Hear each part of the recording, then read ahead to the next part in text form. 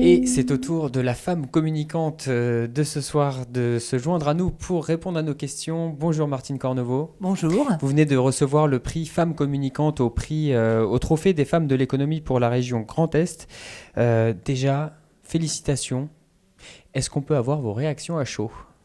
Merci beaucoup. Donc je suis très très émue parce que, comme l'a dit Viviane Netter tout à l'heure dans la présentation, je suis dans le métier depuis très longtemps puisque j'ai démarré chez un constructeur automobile en 1976 en osant pousser la porte en tant que femme, et ce constructeur m'a acceptée, et toute ma carrière professionnelle j'ai travaillé avec des hommes, donc je suis vraiment très très touchée de recevoir ce prix qui représente la féminité et qui met les femmes en valeur dans les conseils d'administration.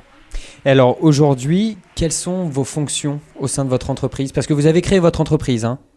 Voilà, mon mari et moi on a racheté un site industriel à l'abandon.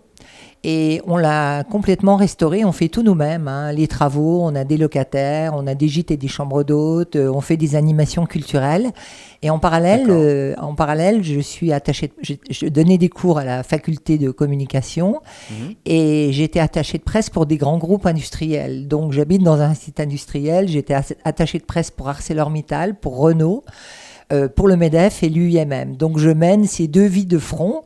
Donc j'ai dit j'étais parce que je démarre ma retraite depuis 2 mois, mais finalement mes clients m'ont demandé de poursuivre encore un petit peu mon activité. Donc je crois que je ne suis pas tout à fait en retraite, mais je consacre beaucoup plus de temps à la Manufacture Royale, qui a un grand succès aujourd'hui, puisque nous sommes également prix d'excellence Booking.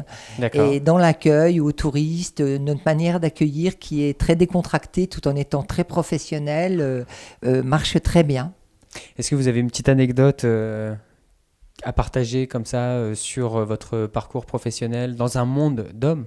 Eh bien, la petite anecdote, c'était donc en 76, j'ai démarré dans la publicité, j'ai poussé la porte de Fiat Auto France, en fait, d'une agence de pub pour Fiat Auto France, et il recrutait un monsieur qui était beaucoup plus âgé que moi. Et donc après, j'étais la patronne du sponsoring sportif chez Fiat France. Donc, on m'a dit, chez Fiat, il y avait les courses cyclistes. Et on m'a dit pas de femmes dans la course, interdit. J'ai dit mais écoutez, je représente mon constructeur automobile et je dois vérifier que ça se passe bien pour les voitures. On m'a dit il y a que des femmes qui vont dans les courses cyclistes, ce sont des infirmières, et ça c'était quand même pas moins que Félix Lévitan. Et j'ai dit bah tant pis, moi je suis obligée d'aller représenter mon constructeur qui est Fiat, et ils m'ont laissé rentrer dans la course, et j'étais une des premières femmes à avoir le droit de rentrer avec mon véhicule dans les courses cyclistes. Les coureurs s'en souviennent encore, Stéphane Roche, c'était vraiment une grande nouveauté. Martine Cornevaux, qu'est-ce qui vous a motivé à participer au Trophée des femmes de l'économie ? J'avais suivi l'an dernier donc la première manifestation en Lorraine, et on m'avait contacté l'an dernier, mais j'avais eu un petit accident du dos.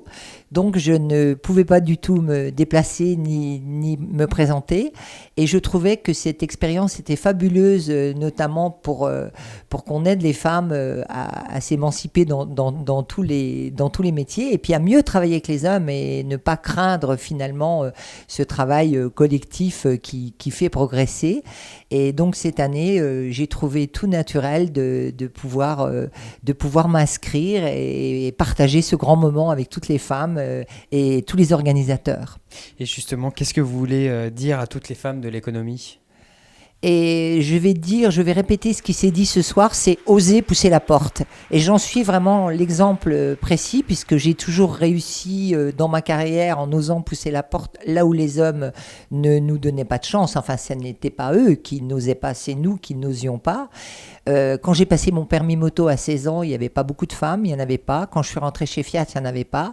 Et donc je dis à toutes les femmes qu'elles sont aussi capables que les hommes, et qu'elles Le tout, c'est d'y aller. Et le tout, c'est d'y aller, et surtout notamment dans les conseils d'administration qui nous paraissent tellement hermétiques, et qui sont toujours gouvernés majoritairement par des présidents. Donc celles qui osent pousser la porte réussissent, et on le voit ce soir grâce à votre organisation.